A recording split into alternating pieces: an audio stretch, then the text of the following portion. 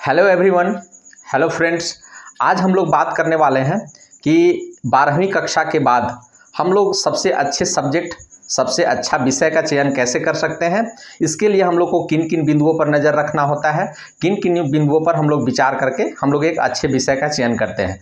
चूँकि हम लोग सारे लोग जानते हैं कि 10वीं कक्षा जैसे हम लोग पास करके आते हैं, तो 10वीं कक्षा पास करने के बाद हम लोग के पास सीमित विषय होता है चयन करने के लिए। जैसे हम लोग आर्ट्स में जाते हैं, कॉमर्स में जाते हैं, साइंस में जाते हैं, कुछ डिप्लोमा में हम लोग चले जाते हैं। लेकिन 12वीं के बाद बिल्कुल ही आसमान, करियर का आसमान बिल्कुल ही हमारे लिए खुल जाता है और हमारे पास लाखों विकल्प नज़र आते हैं, हज़ारों विकल्प नज़र आते हैं। तो हमारे यहाँ इस विकल्प को कैसे हम लोग समझें, कैसे इस विकल्प का चयन करें, तो हमें ये समझ में नहीं आता है। लेकिन बहुत प्रयासों के बाद कुछ बिंदुएं निकल कर सामने आई हैं, जिसके मदद से हम लोग एक अच्छे विषय का चयन कर सकते हैं, अच्छे सब्जेक्ट का चयन कर सकते हैं, जिससे हमारी तरक्की हो सकती है और हमारा करियर जो है वो शिखर की ओर बढ़ सकता है। तो चलिए हम लोग आगे बढ़ते हैं और देखते हैं कि किन किन बिंदुओं पर विचार करके हम लोग 12वीं कक्षा के बाद हम लोग एक अच्छे सब्जेक्ट का चुनाव कर सकते हैं। तो सबसे पहले हम लोग को जो चुनाव करना पड़ता है, उसको हम लोग सबसे पहला जो नाम देते हैं वो आरबीपी कहने का मतलब होता है रिसोर्स बेस्ड प्लान। हम लोग रिसोर्स बेस्ड प्लान क्यों कह रहे हैं? सबसे पहला क्योंकि भारत में सभी परिवारों की हालत जो है वो एक जैसी नहीं होती है। लेकिन कोई माता पिता नहीं चाहते हैं कि मेरा बेटा कम पढ़ाई लिखाई करे, मेरा बेटा जो है वो अच्छे जगह पे ना पढ़े, मेरा बेटा जो है वो इस तरह का पढ़ाई ना करे जिसमें कम खर्चा है। लेकिन सबकी आर्थिक स्थिति सही नहीं होती है, जिस कारण से मम्मी पापा जो है वो चाहते हुए भी अच्छे जगह नहीं भेज पाते हैं। तो सबसे पहले एक विद्यार्थी को ध्यान में रखना चाहिए कि हमारे घर की स्थिति क्या है, हमारा घर का आकलन हम लोग कैसे करें। हम लोग घर का आकलन करने से हमें क्या स्पष्ट नजर आता है, क्या हम लोग लाखों करोड़ों पैसे वाले क्या हम लोग पढ़ाई कर सकते हैं, या जिसमें बहुत ज़्यादा खर्चा होता है क्या उस पढ़ाई को कर सकते हैं। ये आजकल कोई ज़रूरी नहीं है, क्योंकि नौकरी जो है या हमारा करियर जो है आजकल पैसे का मोहताज नहीं। हम लोग किसी भी करियर को लेकर के आगे बढ़ के हम लोग गवर्नमेंट जॉब पा सकते हैं, अलग जगह में हम लोग अपना करियर बना सकते हैं, अपना जो है वो ज़िंदगी को संवार सकते हैं। इसलिए कोई ज़रूरी नहीं है कि बहुत ज़्यादा खर्चा वाला पढ़ाई क्या कर सकता है, हमारा परिवार को या हमें जो है वो आगे ले करके जा सकता है। तो इसके लिए हम लोग को माता पिता को परेशान नहीं करना चाहिए। कोई भी माता पिता जो है ये नहीं चाहते हैं कि मेरा बेटा गरीब रहे, मेरा बेटा जो है वो कुसंस्कारी रहे। लेकिन ना चाहते हुए भी उनको ये सब फैसला नज़र आने लगता है और अपने बेटे को वो बोलते हैं कि बेटा हम आपको नहीं सकेंगे। इसलिए इस छात्र को चाहिए कि अपने कैरियर को लेकर के अपने परिवार का आकलन करें, अपने आर्थिक स्थिति का आकलन करें, उसके बाद योजना बनाए कि हमें किस प्रकार के क्षेत्र में जाना चाहिए, किस प्रकार का पढ़ाई करना चाहिए और हमें किस क्षेत्र में आगे बढ़ना चाहिए, है ना। तो सबसे पहला बिंदु हम लोग कह सकते हैं, तो वो सबसे पहला है हम लोग का आरबीपी, रिसोर्स बेस्ड प्लान, अर्थात संसाधन पर आधारित योजना। इसको अगर हम लोग हिंदी में कह सकते हैं तो संसाधन पर आधारित होना चाहिए हम लोग का जो योजना, पहला बिंदु पर। और अगर हम लोग अगले बिंदु की बात करें तो सबसे पहले हम लोग को खुद का आकलन करना चाहिए, है ना। तो अगर हम लोग अगला बिंदु पर बात करें तो खुद का आकलन कि हमारा रुचि जो है वो किस ओर जा रहा है। हम लोग बिना आकलन किए हुए हम लोग किसी दूसरे का देखा देखी करके, अगर वो ऐसा पढ़ाई पढ़ रहा है तो हम भी पढ़े, वो ऐसा कर रहा है तो हम भी पढ़े, वो आर्मी में जाना चाह रहा है तो हम भी जाएं, वो अगर बहुत बड़ा बिजनेस कर रहा है तो हम भी करें।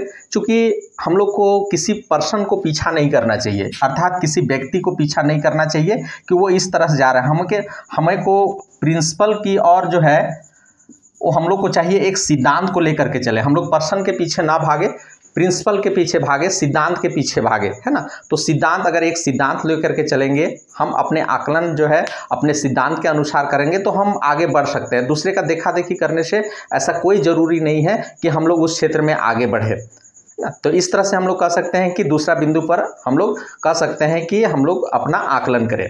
अगर तीसरी बिंदु पर विचार करें तो तीसरा बिंदु जो है अपने पसंदीदा विषय की सूची बनाइए ना, कि आपका जो है वो किस किस विषय में आपका सबसे पहला मन लगता है।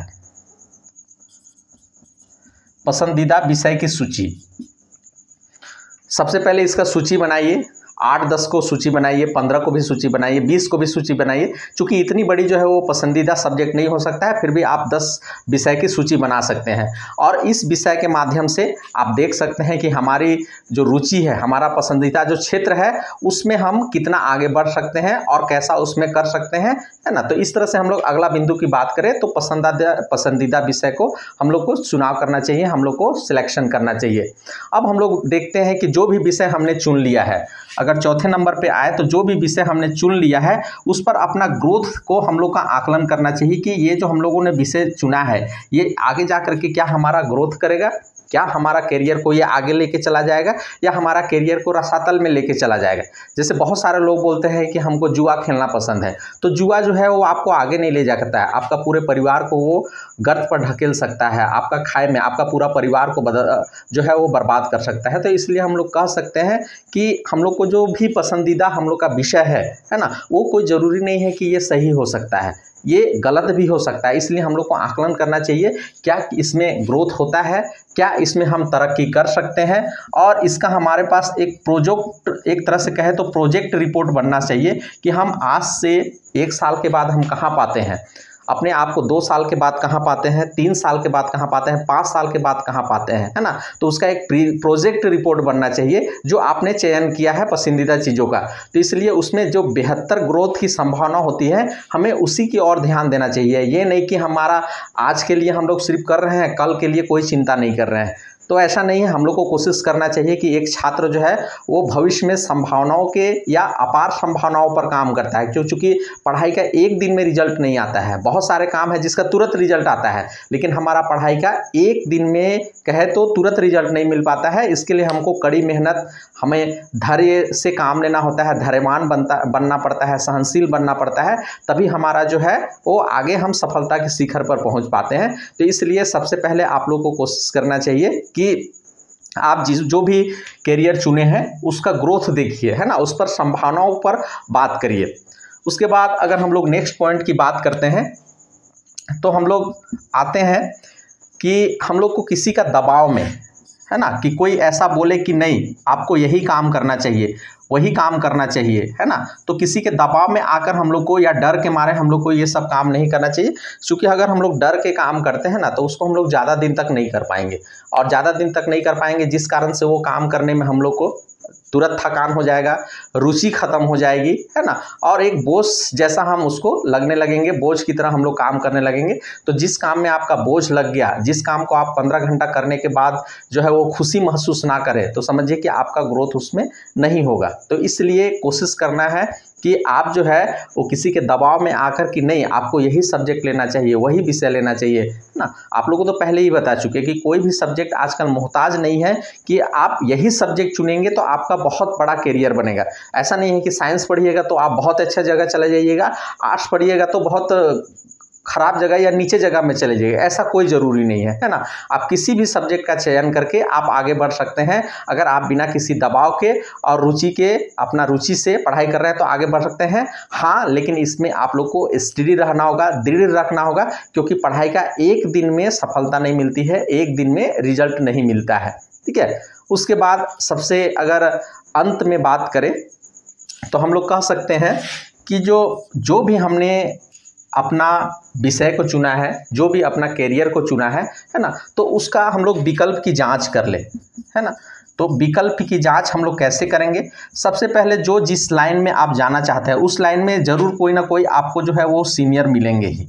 ऐसा नहीं है कि दुनिया में आप सबसे पहला काम आप ही करने वाले हैं, ये है ना। तो कोई ना कोई आप लोग को जो है वो सीनियर मिलेंगे ही, चाहे 1 दिन के सीनियर क्यों ना हो या 10 दिन के सीनियर क्यों ना हो, है ना, आपको जो है वो सीनियर मिलने ही मिलने वाले हैं। तो आप लोग उनके साथ बैठिए, उनके साथ विचार विमर्श कीजिए, उनके साथ जो परेशानी हुई है क्या आप उसको झेल पाएंगे कि नहीं झेल पाएंगे, इस पर विचार विमर्श कीजिए। क्या उसमें जो मेहनत है, उसमें जो डेडिकेशन है, क्या आप दे पाएंगे कि नहीं दे पाएंगे, या वो आप में क्या ग्रोथ देखते हैं, वे आप में क्या रुचि को देख रहे हैं। तो क्या दोनों का जो विचार है वो मिल रहा है या नहीं मिल रहा है, जिसको हम लोग इस बिंदु को हम लोग कोच कहते हैं या अपना ट्रेनर कहते हैं। तो क्या आपका कोच जो है आप एक खिलाड़ी हैं तो क्या एक खिलाड़ी में एक गुण को वो देख पा रहा है या नहीं देख पा रहा है। अगर वो आप में एक खिलाड़ी का गुण देख पा रहा है कि आप आगे खेल सकते हैं तो वो ज़रूर आपको शाबाशी देगा और आपका शिष्य बनाएगा, सुख दुख में साथ देगा और आपका तरक्की में वो जो है वो भागीदारी बनेगा। तो इस तरह से आपको विकल्पों की जांच करनी चाहिए, है ना। और समय समय पर वो आपको जो है वो बहुत सारे नियमों को बताएगा, बहुत सारे टेक्निक्स बताएगा, तकनीक बताएगा, जिससे आप उसके मदद से बहुत आगे तक जा सकते हैं।